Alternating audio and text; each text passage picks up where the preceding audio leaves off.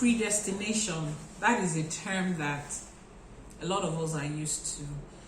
And you know, when things happen, we just accept it as fate, and we say, oh, maybe this is how it was predestined to be. I know there's so many religions and forms of spirituality that accept that, but Ifá, Isese, which is Yoruba's mode of spirituality and religion, doesn't particularly sit well with the whole idea of predestination, because there is something in Yoruba. Now I'll be using some terms and I will explain it to you. Now your Ori, which is your head, you see this, your outer head is just a representation of your inner head. Your Ori, which also doubles as your ЭЛΕ DÀÁ. ЭЛΕ DÀÁ is your creator.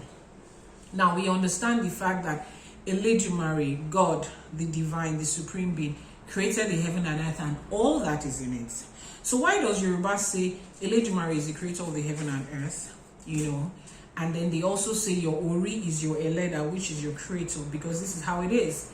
Now you are a unit in that whole creation of Eledumare. Now as a human being, you have your own personal creator.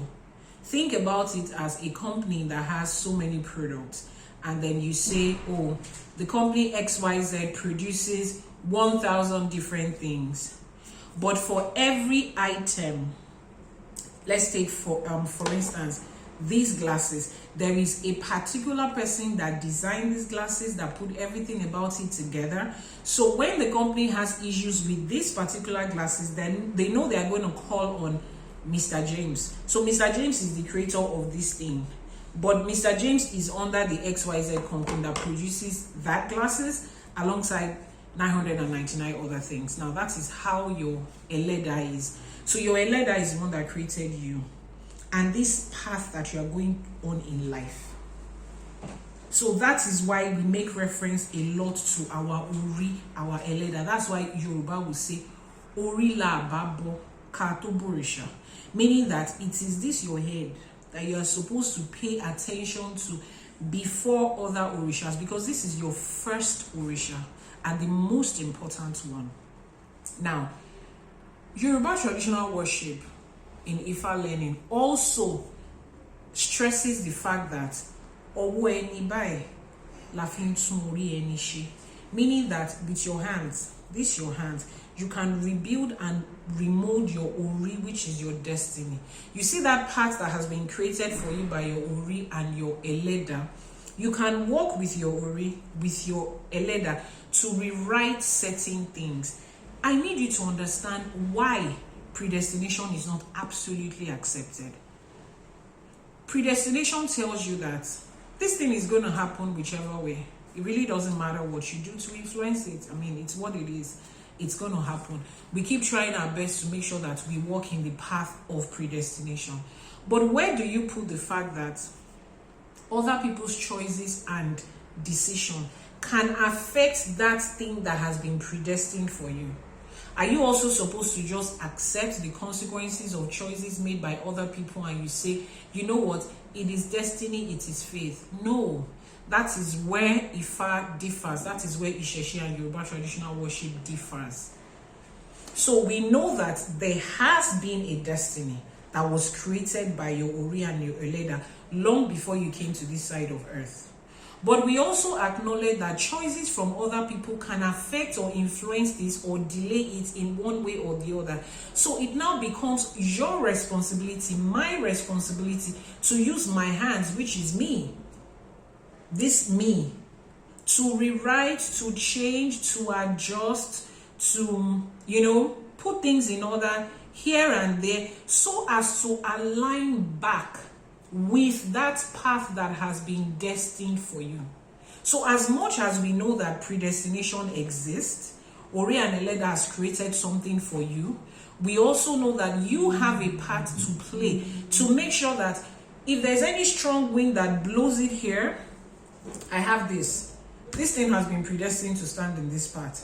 Then I have this one that comes here to say, you know what, push, I need to stand, push, I need to stand. Now, it's the responsibility of this flower to say, no, I'm coming back to this place. But when you say no, it's 100% predestination. He pushes and he pushes and he pushes this out of the way, boom, and then he stands there. And this continues to go, falling on the floor and says, oh, it's predestination. No, that's not how it works. So, it is with your hand that you change your character, you change certain things about you to align with that thing that Ori has destined for you. Now, two things. One, how do you know what Ori has destined for you? Consultation. Yes, Ifá consultation. Elo da Ifá. Da Ifá means to consult with Ifá to know what was aligned for you. What did your Ori and your ÄLÄ DÀÁ create for you?